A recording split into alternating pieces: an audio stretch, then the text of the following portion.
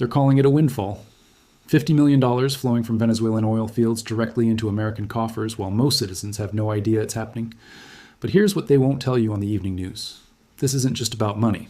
This is about a carefully orchestrated energy coup that could reshape global power for the next 50 years. And it's already begun.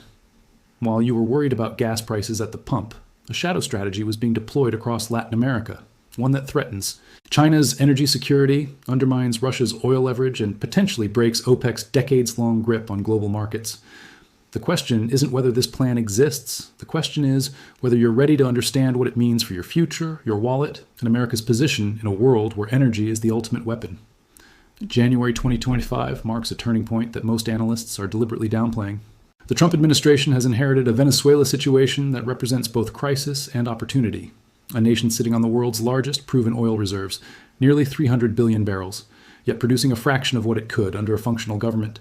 For years, Venezuela has been a chess piece in a much larger game, sanctioned into economic collapse, its oil industry crippled by corruption and mismanagement, its people suffering, while the Maduro regime clings to power through increasingly authoritarian means. But something shifted in recent months. Something that suggests the second Trump administration sees Venezuela not as a humanitarian problem to solve, but as an energy asset to capture. The $50 million figure comes from a complex web of licensing agreements, sanctions exemptions, and what the Treasury Department calls humanitarian carve-outs that allow specific American companies to engage with Venezuelan oil under tightly controlled conditions. Chevron received the most significant license, a controversial decision that lets them resume operations in Venezuelan oil fields they were forced to abandon years ago. On paper, this looks like pragmatic policy, a way to slowly reintegrate Venezuelan oil into global markets while maintaining pressure on Maduro. But dig deeper into the mechanics, and you find something far more calculated. These licenses aren't designed to help Venezuela recover. They're designed to ensure that when Venezuelan oil flows again, it flows through American hands, processed in American refineries, and serves American strategic interests first. Here's where the secret part becomes clear. Trump's energy team, led by individuals with deep ties to the oil industry, has been quietly establishing a framework that treats Venezuelan oil not as a sovereign resource that happens to benefit the United States, but as a strategic reserve that America can effectively control through financial and legal mechanisms. The sanctions regime, which most people assume is about punishing Maduro, has been strategically calibrated to create what intelligence analysts call controlled desperation. By keeping Venezuela economically strangled, but allowing just enough oil revenue to flow through approved American channels, the administration maintains leverage over who gets access to that oil and under what terms. This isn't sanctions as punishment. This is sanctions as a control mechanism for energy dominance. The timing reveals everything you need to know about the real priorities. As Trump returned to office, global oil markets were already experiencing significant volatility. OPEC+, the alliance between traditional OPEC members and Russia, has been struggling to maintain price stability in the face of slowing Chinese demand and increased American production. American frackers, using technology that didn't exist 20 years ago, have turned the United States into the world's largest oil producer, fundamentally altering global energy mathematics. But there's a problem with fracked oil. It's expensive to extract, it requires high prices to remain profitable, and it's geologically limited to specific formations.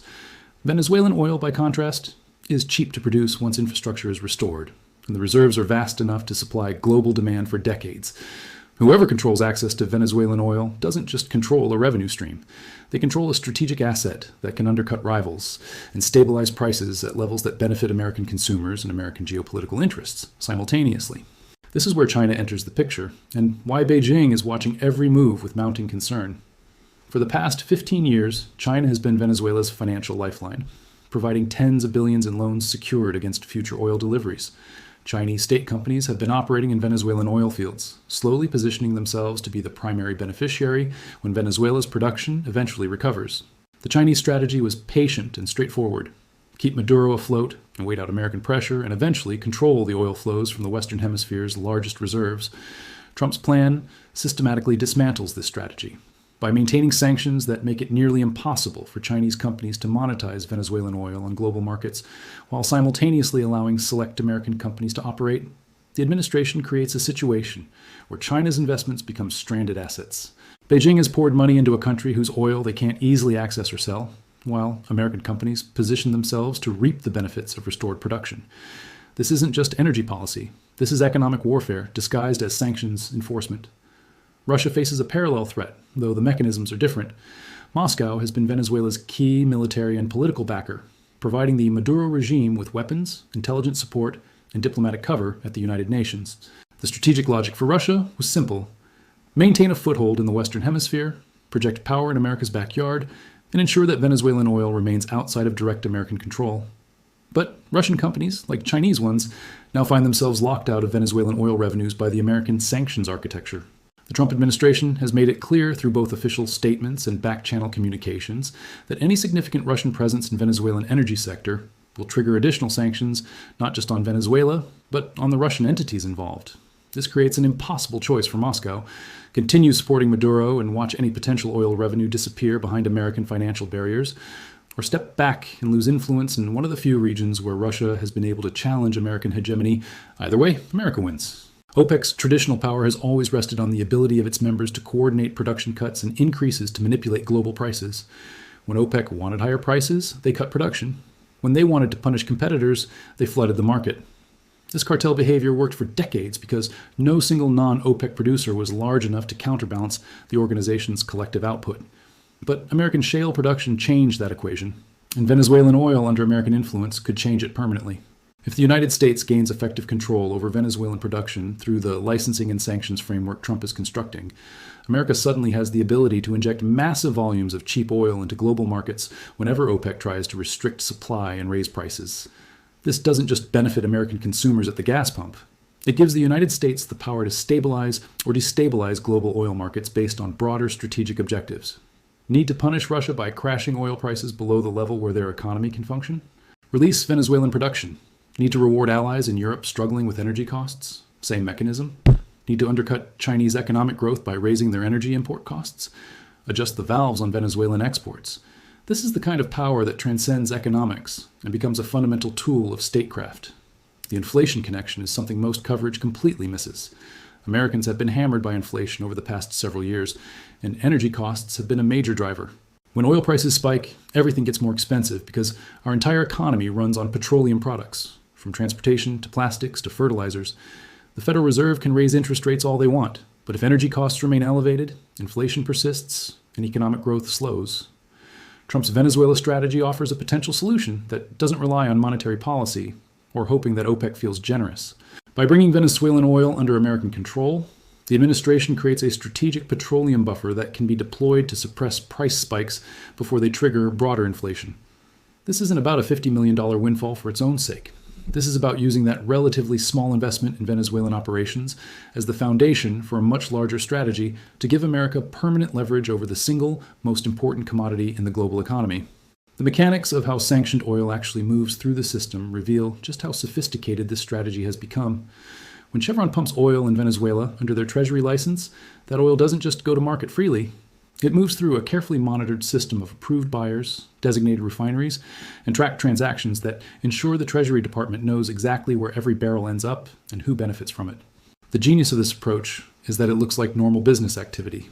Chevron is an American company engaging in legal commerce under a government-issued license, but the broader effect is that American policymakers gain visibility and control over oil flows that would otherwise be completely opaque. Other nations trying to access Venezuelan oil without American approval have to navigate a maze of sanctions risk, banking restrictions, and potential treasury penalties that make the transactions nearly impossible to execute. This creates a de facto monopoly not through ownership, but through regulatory architecture. It's economic control without colonialism, at least on paper. Latin America's geopolitical landscape is being fundamentally reordered by these moves, and most of the region is watching with a mixture of concern and calculation. Countries like Brazil, Colombia, and Mexico have their own complex relationships with both the United States and Venezuela, and they're trying to figure out where they fit in this new energy paradigm. If Trump succeeds in bringing Venezuelan oil production back online under American influence, it shifts regional power dynamics in ways that extend far beyond energy. It suggests that Washington is willing to deploy sophisticated sanctions architecture not just to punish adversaries, but to actively reshape the economic infrastructure of entire nations to serve American strategic interests. For Latin American leaders, the message is clear. Align with American priorities or risk finding your own economy targeted by similar mechanisms.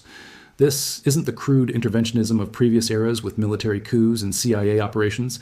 This is financial statecraft that achieves similar ends through economic pressure and market manipulation. The secret label attached to this plan is deliberately provocative, but it captures something real. Everything about the Venezuela oil strategy happens in public view. The Treasury Department publishes sanctions updates. Chevron announces their operations. Trump administration officials give speeches about energy dominance. But the actual strategic logic, the broader plan that connects Venezuelan oil to Chinese containment, to inflation management, to OPEC leverage, is never explained as a unified whole. It's presented as individual policy decisions that happen to align, rather than as components of a comprehensive grand strategy. This deliberate fragmentation is how modern statecraft works. You hide strategies in plain sight by presenting them as disconnected tactical moves, making it impossible for adversaries to fully understand what they're facing, or for domestic audiences to debate the real stakes involved. The global oil markets are already pricing in expectations that Venezuelan production will increase significantly over the next several years, and that increase will happen primarily under American auspices. Futures markets, shipping patterns, refinery capacity investments, all of these indicators suggest that major energy players believe the Trump administration will succeed in bringing Venezuelan oil back online in meaningful volumes. If they're right, we're looking at a fundamental restructuring of global energy flows that concentrates more power in American hands than at any point since the 1950s, before OPEC even existed. This is what energy dominance actually looks like. Not just producing more oil domestically, but controlling access to the largest untapped reserves on Earth and using that control to advance broader geopolitical objectives. What mainstream media systematically fails to explain is that energy has never been just about economics. It's the foundation of military power, industrial capacity, and diplomatic leverage. The nation that controls energy flows controls the pace of economic development, the viability of military operations, and the bargaining power in every major international negotiation. For decades, America has been vulnerable to decisions made by OPEC, Russia, and other producers who could threaten supply disruptions and price shocks. The shale revolution reduced that vulnerability, but didn't eliminate it. Venezuelan oil under American influence potentially does eliminate it by giving the United States the ability to overwhelm any supply restriction with alternative barrels that flow at American discretion. This is the endgame Trump's team has been working toward: total American energy independence combined with the ability to control the largest accessible reserves outside American borders. The $50 million windfall is simultaneously trivial and profound. In terms of federal budget and overall oil revenues, it's a rounding error. But as a proof of concept for a much larger strategy, it represents something transformative. It demonstrates that the mechanisms work, that American companies can operate in Venezuela under conditions that benefit American strategic interests, that the sanctions architecture can be used not just to punish but to create new forms of control, and that Venezuela's oil can be brought back into global markets on American terms, rather than on terms set by Caracas, Beijing, or Moscow. We're watching the construction of an energy architecture that could define global power relationships for the next half-century, and most people don't even know it's happening. The real question isn't whether Trump's Venezuela plan will succeed. The question is what kind of world we're building when a single nation gains this level of control over the resources that power modern civilization. Because once that architecture is in place, once the precedents are set and the mechanisms are established, they don't go away with the next election. They become permanent features of how power works in the 21st century. So what does this mean for you? It means your gas prices, your inflation rate, your economic security are now tied to a geopolitical chess match playing out in Venezuelan oil fields, Chinese boardrooms, and Russian strategy sessions. It means the global order you thought you understood is being quietly dismantled and rebuilt according to a logic that prioritizes American dominance above all other considerations. And it means you need to understand these connections. Because the media won't explain them and the politicians won't admit them, this is the game. These are the stakes. And now you know what's really happening. Drop your thoughts in the comments, because this conversation is just beginning. Subscribe. If you want the truth, the establishment won't tell you. Share this with everyone who needs to understand how power really works. The next chapter of this story is being written right now, and your awareness might be the only thing standing between manipulation and understanding. What happens next depends on whether enough people wake up to what's being built in our name.